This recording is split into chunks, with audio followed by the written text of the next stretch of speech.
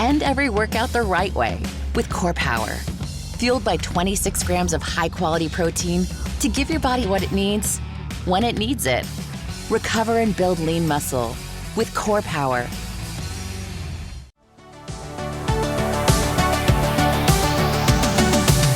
Welcome to the Dr. Raj Podcast with Dr. Raj Dasgupta, a show all about educating patients, students, and aspiring doctors about better patient care.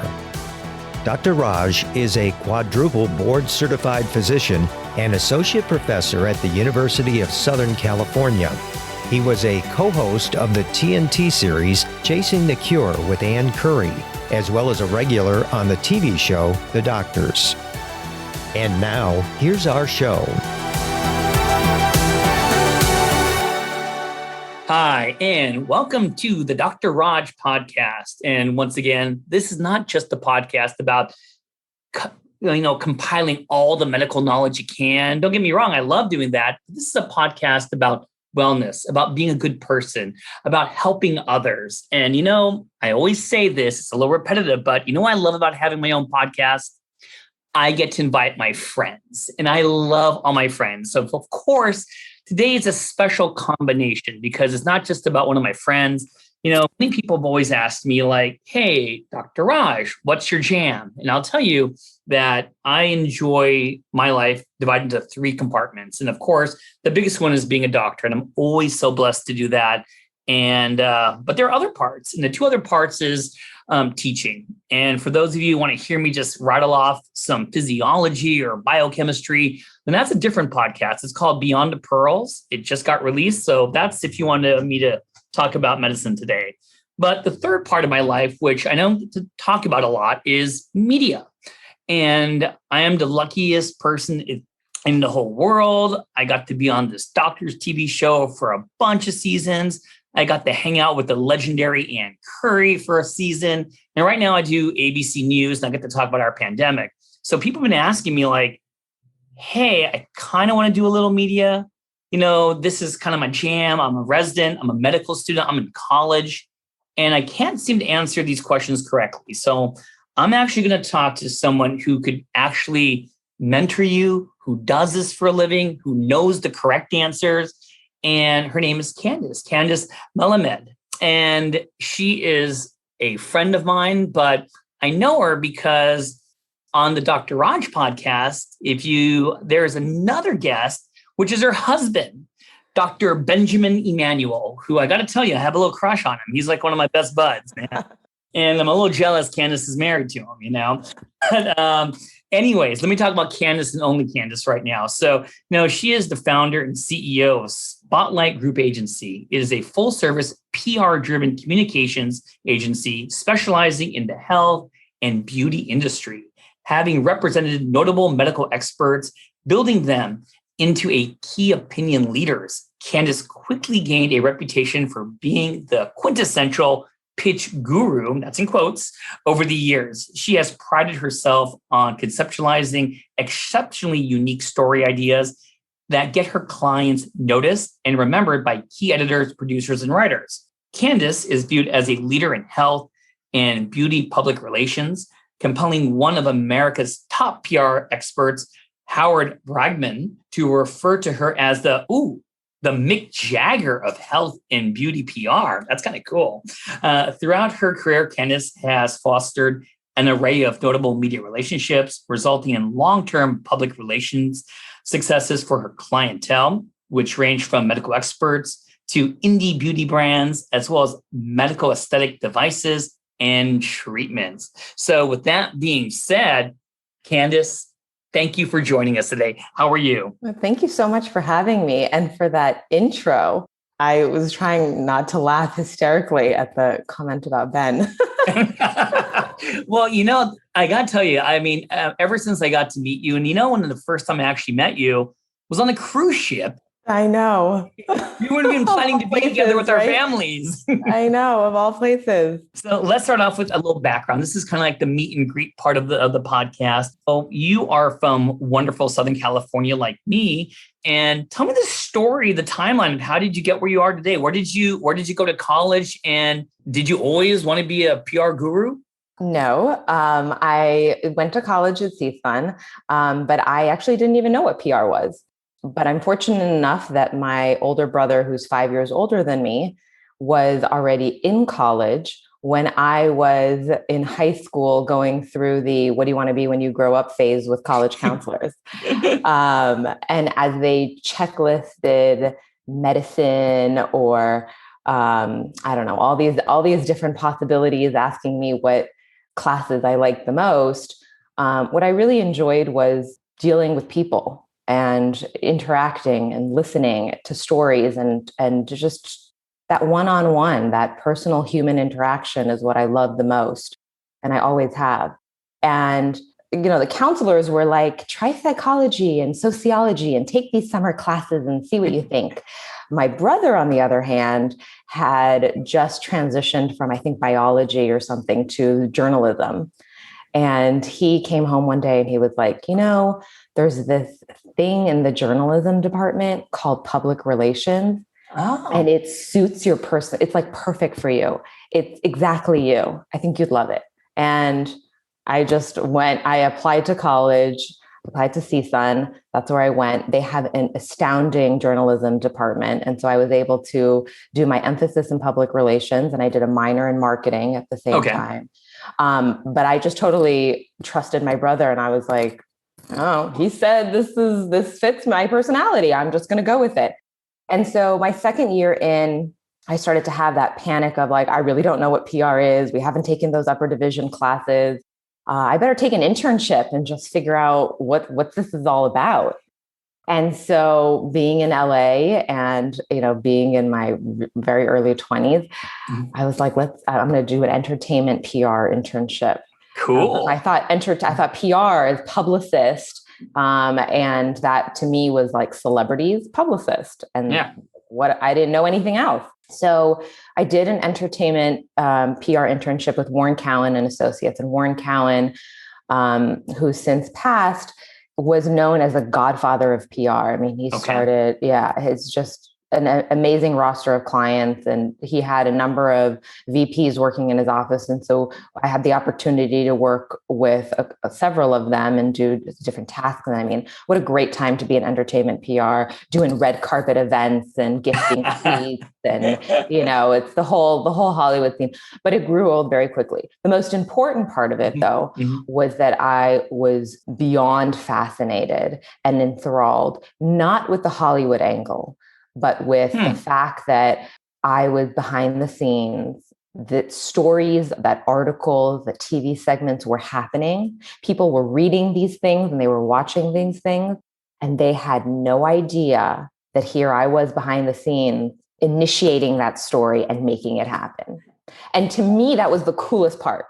Like I had no desire to have a byline. Some journalists are like, it's all about the byline for me. It's, I want my name there on the screen, or I want my name there in the byline. And I had zero desire to be in the front and center. I love that behind the scenes. I love the fact that I was making things happen. People were reading these articles. It was causing change or conversation. And no one had any idea that it was me. To me, that was really exciting. And so I quickly realized that entertainment was not for me, but PR was. And so I obviously finished my education, and I went on to do a little bit of different types of PR. I did some beauty, working with a local day spa in Los Angeles. I did some restaurant. I did some corporate work with CarMax when they launched into Southern California. And then I started my own agency, a super PR only boutique little agency. And my very first client was a relatively young doctor, pretty straight out of medical school, pretty recent out of medical school. But I was able to get him some amazing press, both locally in Los Angeles and nationally. So like the men's journals, nice, and, ABC News and, you name it. And so for me, my gauge into like, am I on the right path or not, is if I ask a lot of questions. So when I ask a lot of questions, to me, I'm super interested and I want to know more. And I just like can't get enough. And I realized that when I worked with doctors, because with the entertainment agency, there was as sort of like a celebrity doctor. He worked with the Lakers and, you know, some sports teams, and his patients were some celebrities. So he had hired Warren Cowan and Associates. And so I did get a little taste of like working with the doctor too. So, and I asked a lot of questions then. And so that was my gauge. And I was just like, I love the beauty side of it. That keeps it fun. And the medical side of it was super interesting. I was really engaged with that. It gave me an opportunity to learn about so many different fields of medicine without going to med school. And obviously I don't consider myself a doctor, but I find all these areas, whether it's neurology or dentistry or dermatology, you name it, I find it fascinating, and I get an opportunity to learn a little bit. And so then I, you know, as I was starting my agency, I just decided to hone in and specialize in that health and beauty. I'm like, I just want to keep it strictly to this area. And I loved working with doctors. And so that's kind of where I've gained my reputation and my niche. I love it. And so I got a couple of questions. So I'm gonna throw the cultural question out there. So one thing in common. So I'm married and I have a beautiful wife who's Persian. I got this awesome Persian family on my side. And I know you and your husband are Persian. So, you know, I'm going to ask you the question, you know, because there is a little overlap between my Indian side. When I was growing up, you know, my dad was always kind of like, hey, you know, always kind of, maybe you want to go the route of medicine, maybe you want to do the industry, maybe you want to do these things. You know, I love that you are an independent woman and you're like, no, I want to do PR. It's awesome. It's fun. It's your passion. How did your parents kind of think about that? Did they grab your hand and do the slap on the wrist and not at all, actually send you back to the counselor one more time? No, no, not at all. I was actually really fortunate that I was always encouraged by my mom. She was like, I really don't care what you study. I don't care what you do. I just want to make sure that you do something, you get your education and you do something where you can take care of yourself. Like you can feed yourself and you're not going to be dependent on anybody, period. And that was it. She's like, that's all I care about. I don't care what you do. I don't care what you study. Just find something you love and that you can make money from. And so Dude, go mom. it was, yeah. I mean, my mom, seriously. Right. And, I was the first girl on my mom's side of the family to get a college education. So that was pretty big. That was pretty big. And so it was nice to have that support. That was like, I just want you to find something. Don't care what it is. So what that pressure wasn't there, but I always felt like I put it on myself, you know, it was, you know, when you don't have it from an outside source sometimes, or maybe I'm just self-driven like that. I don't know. You're probably just self-driven. You're my favorite type A in the whole world. I hope you know. I am so type A. Yes, I will admit that all the way. Now, let me ask you this. Like, you know, when I'm looking at your timeline, there's some college internship. Now, it's pretty awesome that you went from, was there a first job or you just decided right away, I want to be my own CEO? How do you determine right away that that's a risk and that's an investment and that's time? Yeah. A little bit more. How did you know you want to be a CEO?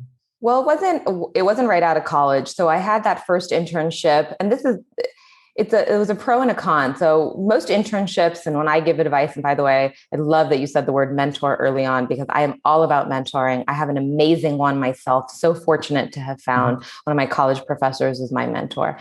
And so I do believe in mentoring people. And typically what I say about internships is like, do them for a summer or do them for like a quarter or semester, move on every 3 months, because it gives you an opportunity to look at not just different, for example, if it's PR, it not only gives you a chance to look at different areas of PR, whether that's tech or fashion or entertainment, it also gives you a chance to look at corporate structures versus, you know, boutique structures versus, you know, like different environments and how people are. So you can get a sense of like where you want to land. I didn't do that. I stayed at that internship. I give that advice. I stayed at that first internship for a year and a half, actually. So really? It was my first internship. It was also my only internship. And it took me through the end of college. And so on the upside of that was I stayed so long that I was able to gain trust enough to actually not just write the pitches, but send the pitches, communicate with journalists. Okay. And I was able to see projects all the way through. So I got a sense of not just working in a PR office, but I got a sense of actually taking ownership of those media hits when they happened. And so it only led me to love PR more. Okay. But, so I had that internship for about a year and a half. And then when I graduated college, I was working for a boutique agency that did kind of a little bit of everything. So that restaurant, that corporate, a little bit of beauty.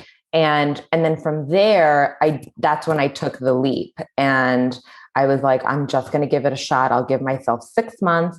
And I didn't start that thinking I'm going to be a CEO. I was like, I just, want that autonomy and I want that ownership. I've always felt like I was, not anymore. But when I first started, I always felt like I was the young one in the room. I was the youngest in the room. And it's hard to be taken seriously when you're the youngest in the room.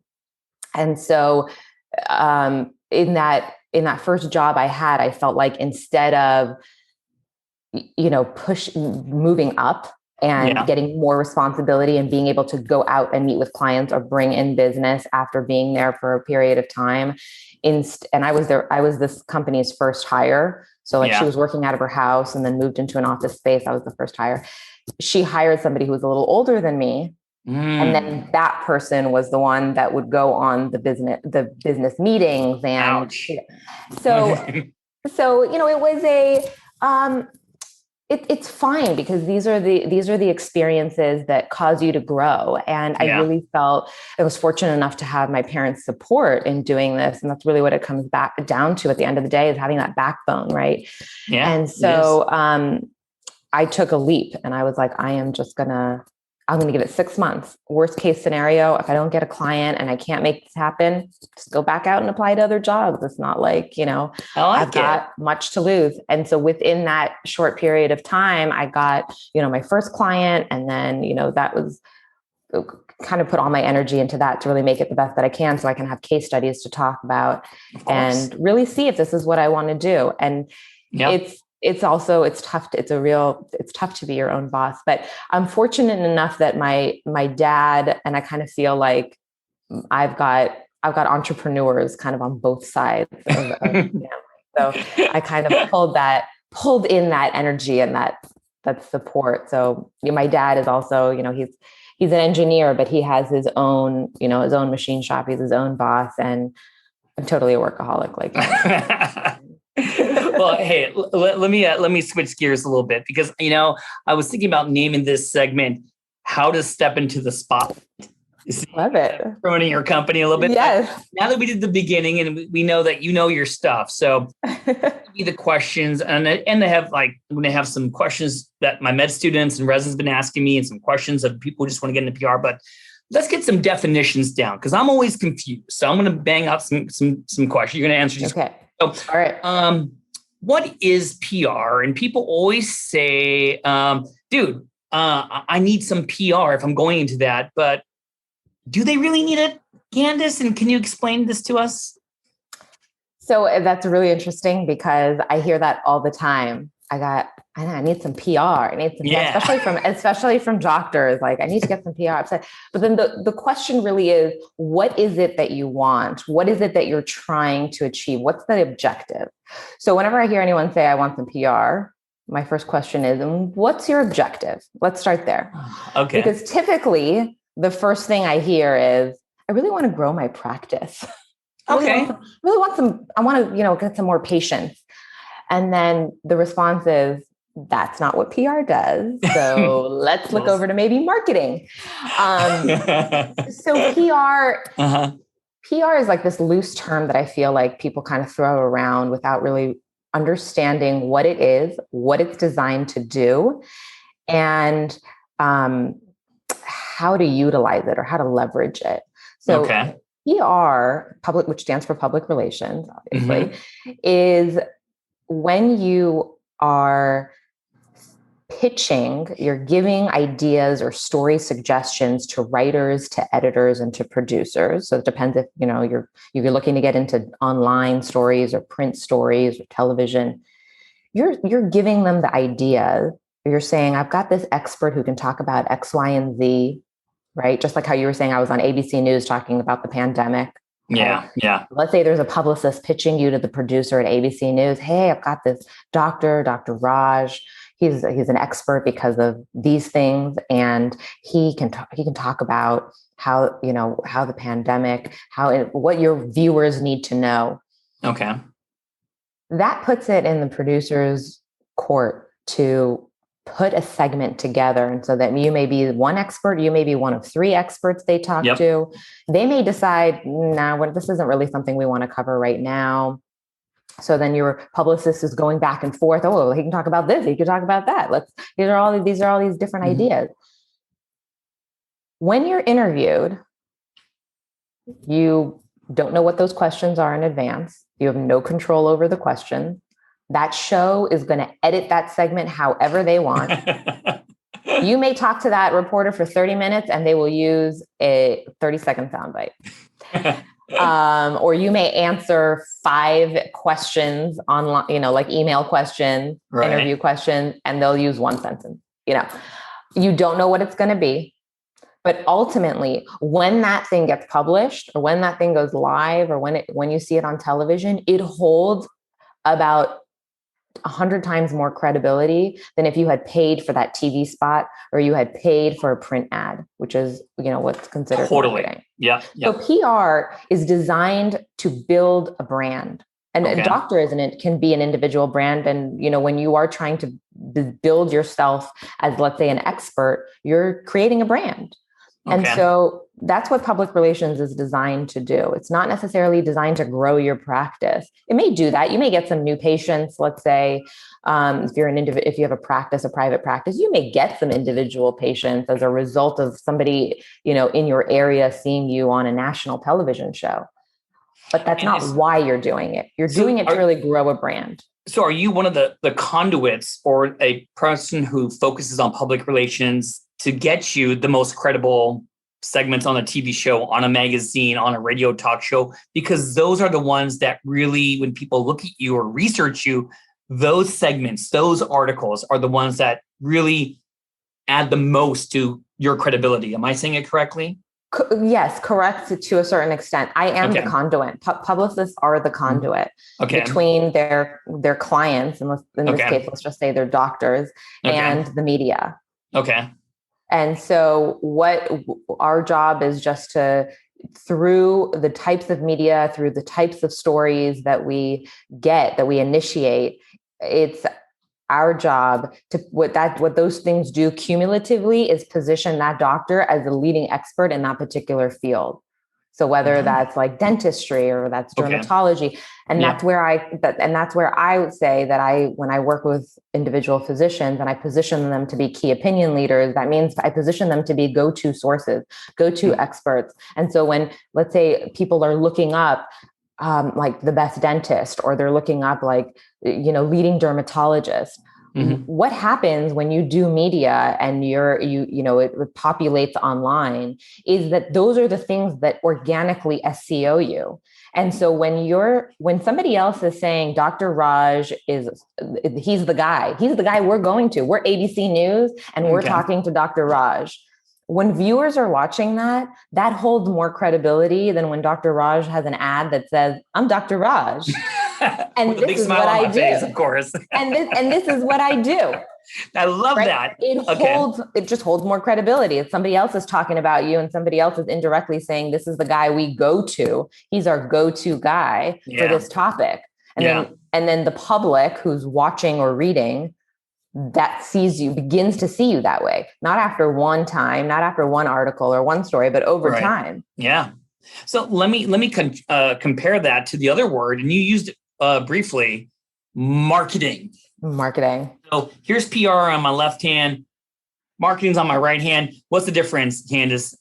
Explain. I think it's really important to realize that PR is a tool of marketing. So if you look at it as an umbrella, marketing is our big umbrella. Okay. It does so many things. You do advertising, you build brochures or material for your practice. You do newsletters. You will do, reputation management.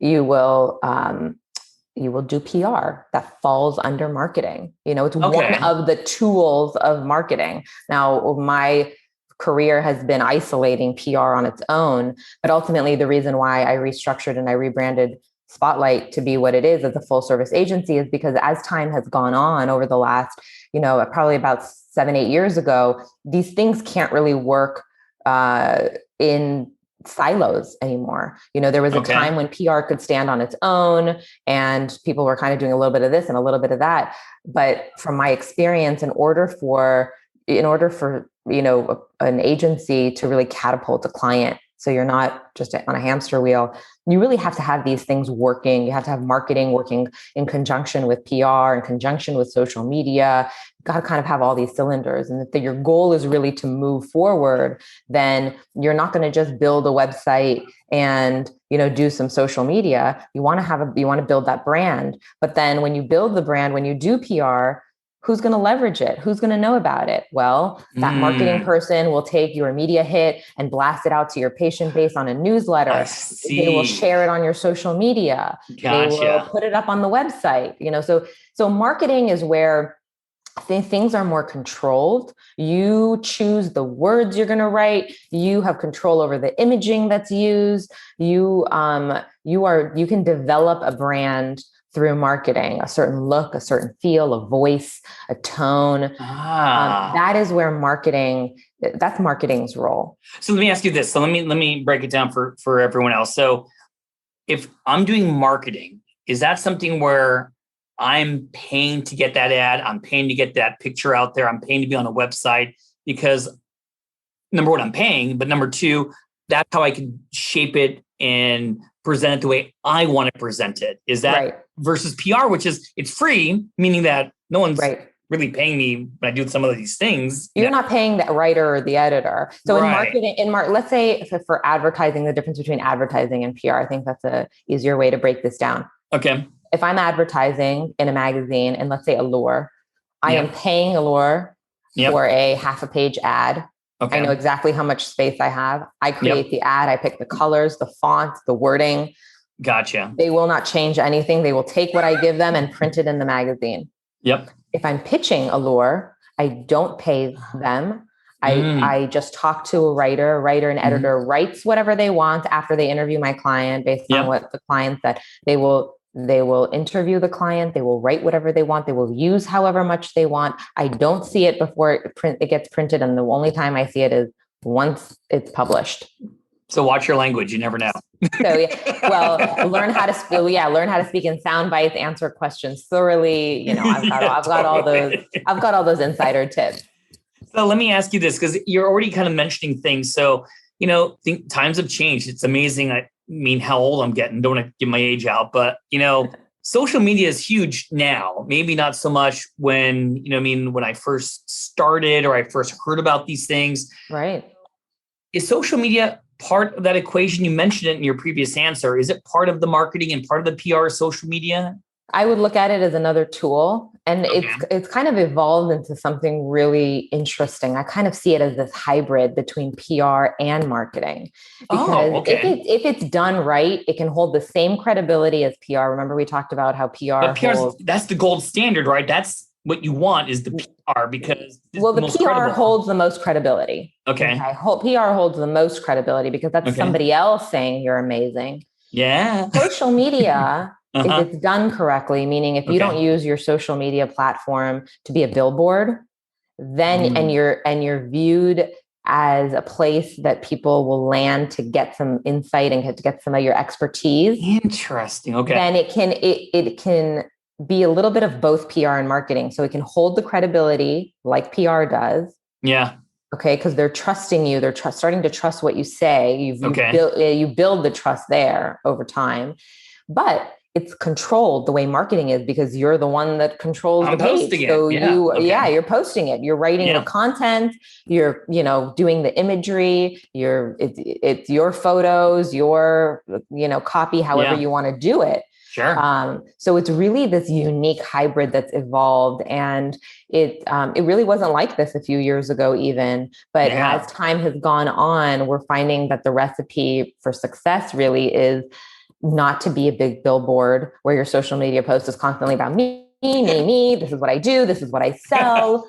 But it's the most successful. We found it to be the most successful when your audience is really turning to you as an expert. So they're turning to you you're giving away that free advice that you would with PR, right? You're talking about medicine and your specialty. I'll tell you what, Candis, I mean, that was a great tip. I'm going to actually write that one down myself after the interview, because very easy to make things a billboard. And I got to say, I'm guilty. Yeah. You know what I mean? Here's Raj and Raj and Raj, but, to put the content you're talking about, me to give out free sleep tips and give free pulmonary tips and board stuff tips. It takes time. It's effort. It's a job. It's a total job. It's a full-time job. Are you kidding me? It's not even just a job. It's a full-time job. So I can see why you're saying, I understand now the way you're explaining it, why it's very close to PR, because of the fact that you just can't put random stuff out there for everyone to see that doesn't have credibility to it, because yourself under the microscope, Right. So that's a really good tip. So I'm going to cut you off there for a second, just because I want to say that I often say that when, as publicists, when we're pitching media, if it's the first time they're hearing about a doctor, or, it's somebody new, they will go to two places. They will go to your website and they'll go to your social media. So they go to your website to find out what you do, like your services, what you do. They go to social media to find out who you are. Wow. So they go to find out how you speak, your voice, your imagery, like how you present yourself. How are you responding to people's comments? Is it lighthearted? Is it serious? Is it scientific? Is it layman? Does it appeal to the layman? So this is why I really feel like the website, and less and less the website is a calling card, and more it's just like the two places that media will go to just really to fill that picture of who a doctor is. So I got a question. So for my med students, residents, whatever, who are listening to this, who want to get in that world, would I be wrong by saying, Candis, a good first step that you can do is the website and social media? You're in charge of it. You could actually make it. And obviously, it takes time and effort. I'm sure people could help you with it, but it's not cheap. Would that be a first step for anyone who wants to start dabbling in that field, is to get the website and social media as the first step? I would actually recommend their first step being to build a brand foundation. It's actually to really identify who they are, who they want to be. If you're a resident or a med student, like who you want to be as a practicing physician. What's your back to what's your objective, right? Yeah. What's your objective? So here's some questions they can ask themselves. Why am I doing what I'm doing? What's my goal, and how do I know when I got there? Yeah.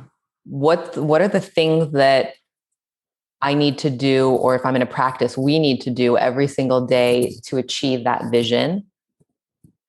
What are our unwavering principles? So no matter what are the things that we don't compromise, or I don't compromise as a physician? I like that question. That's a nice one. It's an important one. That's a really nice one. Okay. And then what makes you special? Like, what's your positioning? What makes you special? And then your character, like what's your voice and your personality? And those are in each of these areas, you might want a couple of words, your core and your personality and your voice. It can be like, 15 words. And the reason why this brand foundation, this one sheet of paper, is so important is because everything else that you do, whether that's PR, whether that's social media, whether that's a website, needs to serve this one piece of paper. Okay. Wow. All right. So let's say you start doing this, and then you start becoming a busy doctor. You can't do it on your own anymore. No. And let's say you just want to hire somebody. What do you do? You give them this one piece of paper and you say, this is who I am. This is my voice. This is my personality. These are the things I'm not ready to compromise on. And then that person should be able to take this piece of paper, your brand foundation, and continue doing your social media so that the voice doesn't change. If you've hired like a 20-year-old to do it, you as like a Harvard educated doctor, don't start sounding like a 20-year-old on your social media, which we have seen happen with our clients. No, it happens all the time. And, if you are rooted in science and rooted in medicine and studies, that they are able to find those studies and speak in that voice. If you have if you approach everything with humor, then they can do that too. It's really an art, but it's so important to know who you are as a brand, because even for us, when we're pitching our clients, we've got a client who's very rooted in science and in medicine, and he does research and he's published. And so when we're pitching PR, like our PR ideas and our story ideas very much follow that same voice. This is not something that is or should be cookie cutter for anybody. Websites shouldn't be cookie cutter. No. They should reflect who you are, right? I just said what you do and who you are for your website and your social. Yeah. If you haven't answered those core questions, how can you build a website? How can you start social? Yeah. And I got to tell you, this is where I think many doctors like myself, I'm the only one here, I'll use me as an example. The hardest part is finding that voice. It's, it's not easy. It's not cheap to take your brand and go with it. You know what I mean? Right. You're too busy yourself, patients, doing whatever other people are doing in their lives. So it's a lot. Yeah, I got to tell you. But it's important. And it's important to be authentic. Like Dr. Raj, you are very authentic. You have a very specific, unique voice in the way you approach things and the way you talk about things or explain medicine, that is very relatable, but very light and not super serious. So you have a very distinguishable tone and voice. And I think that that's part of your brand. And that is when, definitely. If you have got a publicist and they're pitching you, it carries through. It needs to carry through. Your social media needs to reflect that. Your website needs to reflect that. And you do it in a number of ways, right? But it's so important. In fact, I would say it's critical before you do anything else to really check in with yourself as a student or a resident, as a doctor, and answer these questions. Look at these core questions and answer them for yourself, because everything else you do, if you don't follow this and you just start randomly doing things, you are going to be fragmented. You're not really going to be building a brand, and you're just going to be doing it for the sake of doing it. And at that point, it's like throwing something on a wall and seeing what sticks. What's the point? Now, this leads to my next question. So, terminology. There's agents, there's managers out there. And I think that, when I first started, I didn't know there was a difference. You've taught me so much. And I got to say, on a side note, Candis, you really know your stuff. I mean, you break it down super nice. So I'm just going to let you know that you're the woman, dude. But Thank you. Is there a difference between agent and manager? And you know what I mean? Is it the same? Yeah, agent, manager, publicist. Who are you? Yes. Who are you? Are you the PR guru? Are you an agent, a manager? How do you do that? I'm a publicist. So there's agent, there's manager, there's publicist, and even within those, they have specialties. So you can have an agent, and then you can have a commercial agent. Oh, you can have It's like med school. It's med school, Candis. I know. So a manager. So a publicist, this one's the easiest one. A publicist is really about the media relations side of it. Okay. So whatever you're doing, it's the publicist's job to help get that word out in media. Okay. That's the easiest one. I like that one. That was easy. That's easy. We're already at 100% on that one. Right. Agent and manager can become a little tricky, but a manager is, I think, also is more about, and this is, I think, a little bit more entertainment related. There are a few doctors that do have agents and managers, or different types of agents and managers, but they are really going to be more of those celebrity doctors who, are or were on like Extreme Makeover and Dr. 90210, and they're they'll likely have agents that have helped them strike a deal or have gotten them into in with like certain producers or directors to be part of shows. So like maybe they're even consulting on like Grey's Anatomy or those types of medical based shows, right? And there have been so many of them. A manager, I think, is a little bit more entertainment based. I actually think some chefs have had managers as well. And that's really like guiding career. So like, let's look at, let's look at it as like career types of choices, but a manager will negotiate for like a celebrity. A manager will find them a job and like on a series, let's say, and then negotiate, how many episodes and what their fees are and all that. Agents, and I've worked with a few commercial agents myself because of some of our clients, and they're great. Their job is really to kind of pair you as a doctor, let's say, with a brand. So, you're a dentist and you're going to you've gotten a contract with Oral-B through your commercial agent to do a number of things. And that could be, to help promote some new product on social media, to go to New York and do a media tour, a meeting with editors and writers and doing TV shows for, a day or two, to lend credibility to a certain product. Right. And you do that as a physician when you've built to the status of a key opinion leader, when you are known go-to source. A KOL. A KOL. I know, my favorite I've seen your videos. You love the KOL. That's what I do.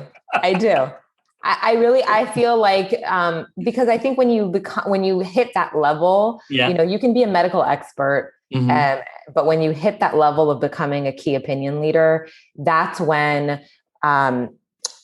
companies, and whether that's when pharma starts coming to you and saying, hey, we just got FDA approval for this new treatment, and we want you to be the voice talking to media, telling them about it. And when, or like, again, you get a commercial agent and you've hit that status of being a key opinion leader so that big brands want you to be the one that talks about their brands to media.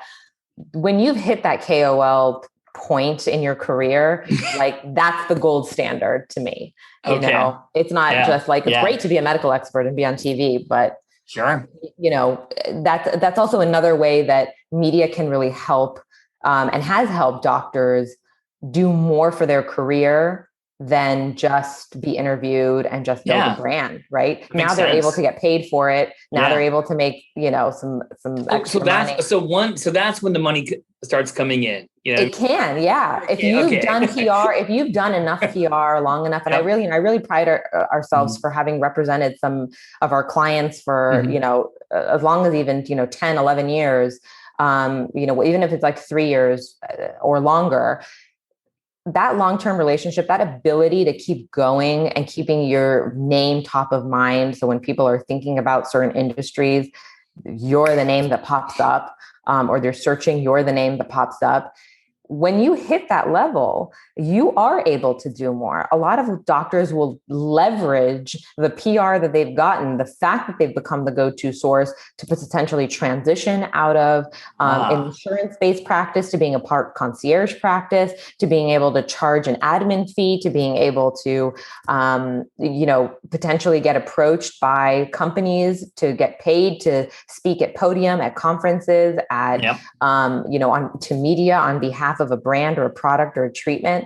So there is more that can be done in the bigger picture as you move forward and push forward with PR as a doctor. So this is great. So let me just do a couple plugs. So Candis Media are always on the same track. I don't know if you know this, because just maybe a few days ago, I did a podcast about concierge medicine with the coolest doctors in the whole world, Dr. James Pickney. So check out the podcast. And that's interesting. It all relates together now. So I want to make sure I get to answer these questions. So a bunch of my students, my residents, people who want to do media, wanted me to ask you a few things. Number one, so they're so broad. And I think that's the main problem with me and people who want to get into media. We don't know what's the right question to ask. We don't know just yet what the brand is, but they want to know if they want to connect with media, what is the first thing to do? How do they get connected with media? What would you say would be the first starting point? Well, it depends on what your area of medicine is. So if you're like a dermatologist or plastic surgeon, the type of media is going to be more beauty based. But if you're a neurologist, if you're more science based, internal medicine, spine surgeon, cardiologist, cardiothoracic surgeon, let's say you're more medical health and medical type of writers and editors. So there's a number of different things you can do. One is look at the articles that you're reading and where you see other doctors quoted. Who wrote those articles? Find them online. So you can search them. You can follow them on Twitter. You can follow them on Instagram.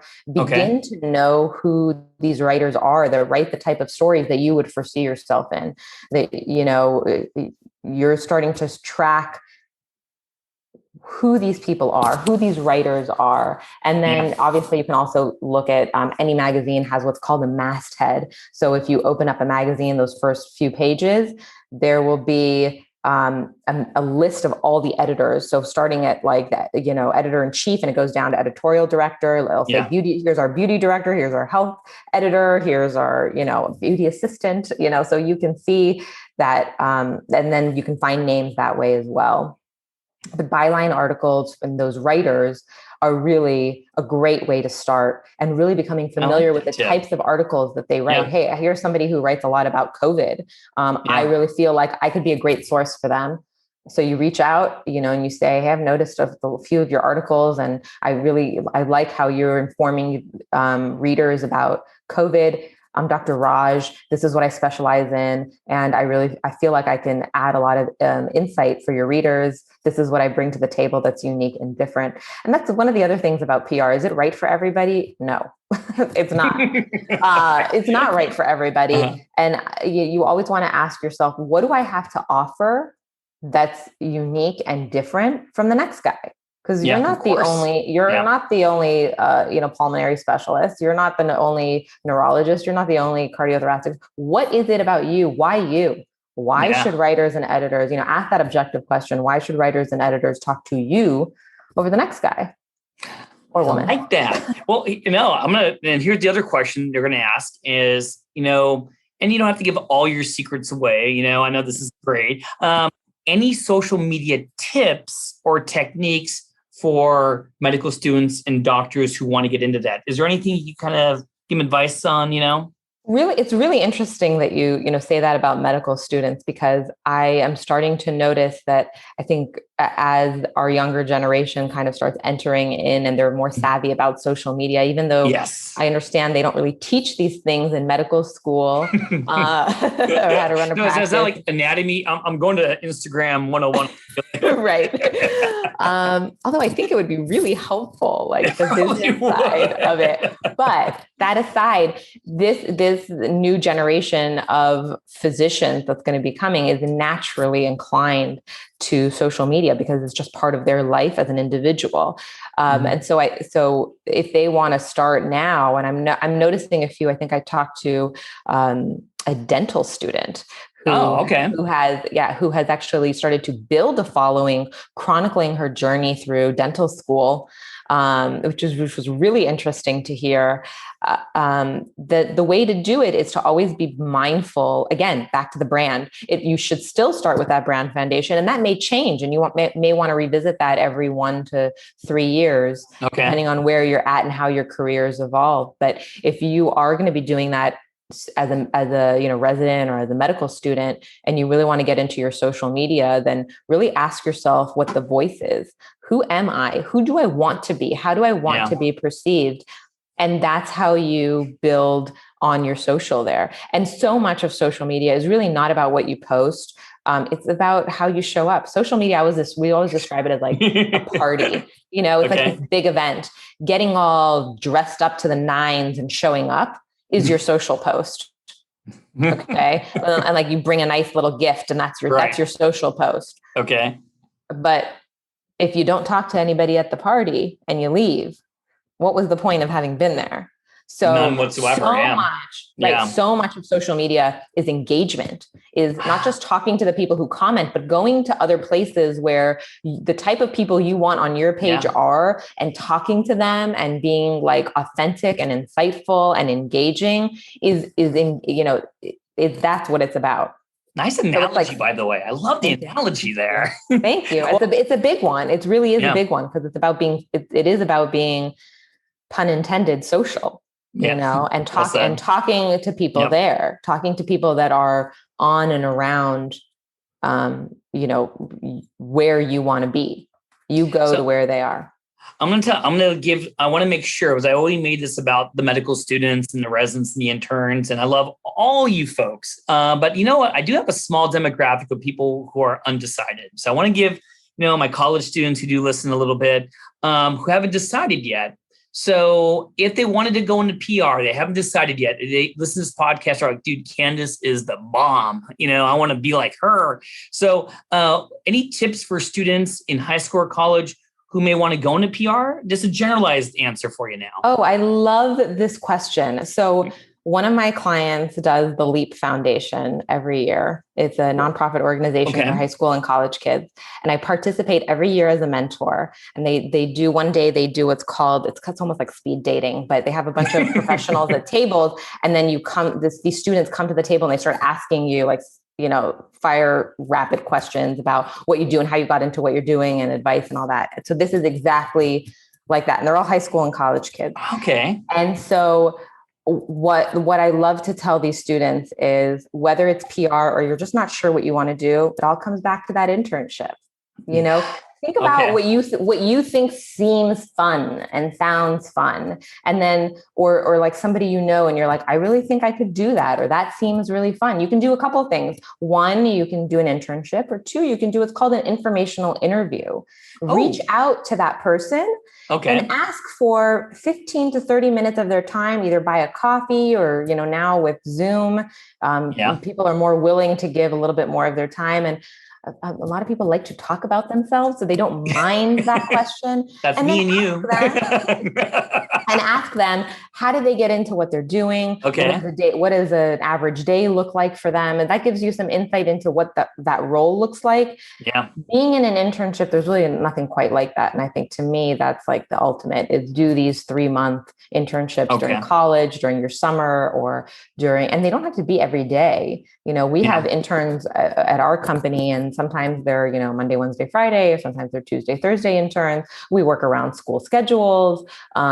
You know, we give them time off for like midterms and finals, but they really do get an opportunity to get that hands-on experience. They learn about, you know, PR is not just all like going out and having, you know, meeting with people and being on set, which I love, but it's a lot of research. It's a lot of writing. I think that's the big misconception with PR. Like, if you don't love to write, it's probably not for you.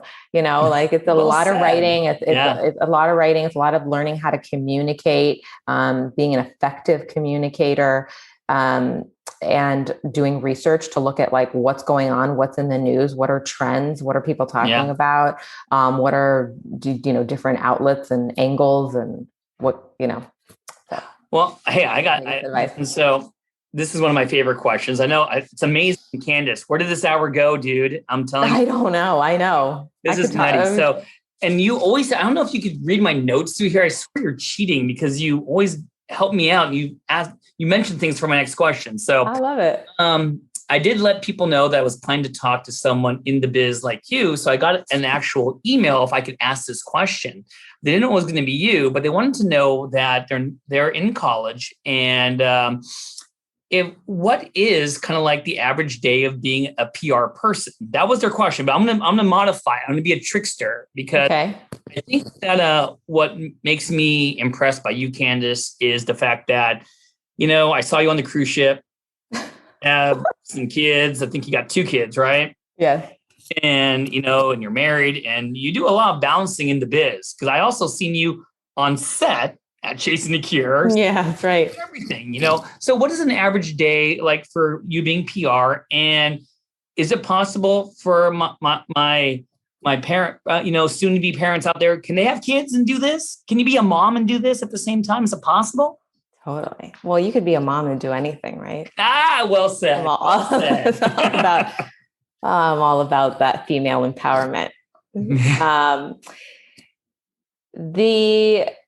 You can absolutely be a mom. I mean, listen, it's hard no matter what, being a mom, period. I have so much respect for people that are just moms. I don't even think I could just be a mom and not do anything else. That is a hard job. But it takes a village with kids. It really does. It takes a village. No kidding. You just, I rely on a lot of help. So is Ben helpful? Is Ben helpful? He's amazing. Yes. All right. You're not just saying that because it's being recorded, right? No, but don't tell him I said that. Okay. I do lean on him. He's a partner in every sense of the word. And I do lean on him. But I mean, are you kidding me? I lean on my mom. I lean on a nanny. I mean, which is not easy to find being a father over here. I got to tell you. I would tell you. I mean, you just do the best we just do the best that we can, but I'm passionate about what I do and the clients that I work with. And I think that's so important and I'm lucky that I'm at a place where I work with clients that I genuinely love. That's awesome. I wouldn't work with you if I don't love you. I really believe in what they do. I believe in their message. And at the same time, I only have a handful of clients. I'm not trying to be a huge corporate company. I like having a small boutique agency where I can be very hands-on with my clients. That's awesome. I hear about their families and they're having babies or their kids are graduating college or, parents who are sick or, whatever. This is about that person. Again, it comes back to what I love the most, which is that personal connection, right? Remember I was saying that back in high school. I'm going to give a movie analogy and I hope you know this movie or else I'll be the weirdo host over here. You remind me of this movie called Jerry Maguire. I don't know if you've ever seen it. I love Jerry Maguire. Help me, help you, help me. And he stopped being part of this huge sports firm to be more personal with his clients and have less clients. You may be the new Jerry Maguire of 2021. I got to tell you. That's a really great. Thank you so much for that. I like. You're welcome. Now I got to tell you, I'm a little sad that we're having to come to the end of the interview, but I want to do the right thing, which is if anyone out there wants to learn more about Candis, if anyone wants to get a publicist or anything like that, how can they get a hold of you? Can you talk about if they want to go to the Leap Foundation because they're my college students? Can you give some info so people know? Absolutely. They can always find us online at spotlightgroup.agency. My email is Candis, Candis @spotlightgroup.agency. For any of those students out there who are looking to ask some more questions or want some mentoring or anything, I'm more than happy to shoot me an email. I'm very responsive. You can find us on Instagram to see what kind of projects we're doing with other clients and things that we've got going on at Spotlight Agency with no E. So AGNCY. Spotlight Agency, no E. And then Leap Foundation is amazing. Really a worthwhile organization that I've participated in for, I'd say, probably about the last 13 years. And they're just leapfoundation.com. And that is great for high school and college students. It's a 1-week summer program. Pre-COVID, it was held at UCLA on campus. So they stayed in the dorms and they bring in motivational speakers. They bring in, you've got coaches and motivational speakers. And one of my favorites, Jonathan Sprinkles, who's an incredible business coach and speaker, comes every year. The students just take away so much. And I participate, like I mentioned, in that mentor roundtable. Okay. So they get, you get access to real everyday people in the industry. You want to be a firefighter, important. There's a firefighter there who can answer your questions, or a clothing designer. I don't want to miss your college student's email question.